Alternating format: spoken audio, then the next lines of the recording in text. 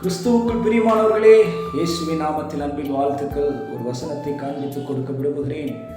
1 தெசலோனிக்கேயர் அதனுடைய 5வது அதிகாரம் 18வது வசனம். எல்லாவற்றிலும் ஸ்தோத்திரம் செய்யுங்கள், அப்படி செய்வதே கிறிஸ்து இயேசுவுக்குள் உங்களை குறித்து தேவனுடைய சித்தமாக இருக்கிறது. நிறைய நேரங்களில் நம்முடைய வாழ்க்கையில் பிரச்சனை என்ன அப்படின்னா, ஆண்டவருடைய சித்தம் என்னங்கிறத நாம் எப்படி பாஸ்டர் கண்டுபிடிச்சிக்கிறது, சகோதரரே ஆண்டவர் சித்தம் என்னன்னு சொல்லி நாம் எப்படி தெரிஞ்சுக்கிறது அப்படின்னு சொல்லி நம்முடைய ஊழியர்களிடத்திலும் நல்ல ஜெபிக்கிறவர்களிடத்திலும் நாம் போய் கேட்பது வழக்கம். இங்கு பவுல் அப்போஸ்தலன் எழுதுகிற போது சொல்லுகிறார், எல்லாவற்றிலும் ஸ்தோத்திரம் செய்யுங்கள், அதுதான் தேவனுடைய சித்தம்.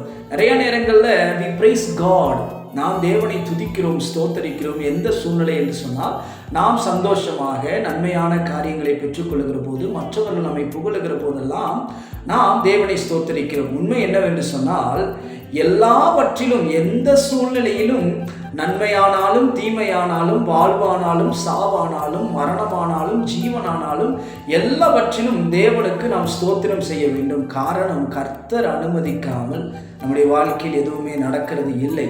அதுதான் உண்மை. இவைகள் எல்லாவற்றையும் தெய்வம் அனுமதித்து வைத்திருக்கிறார். இதையெல்லாம் கர்த்தர் அறிந்தவராய் இருக்கிறார். நமக்கென்று கர்த்தர் நியமித்திருக்கிறார். அதனால் எல்லாவற்றிலும் ஸ்தோத்திரம் செய்யுங்கள். நீங்கள் ஸ்தோத்தரிக்கிற போது உங்கள் தடைகளை மாற்ற கர்த்தர் வல்லமை உள்ளவராய் இருக்கிறார். தெய்வம் உங்களை ஆசீர்வதிக்கட்டும். God bless you all. Thank you.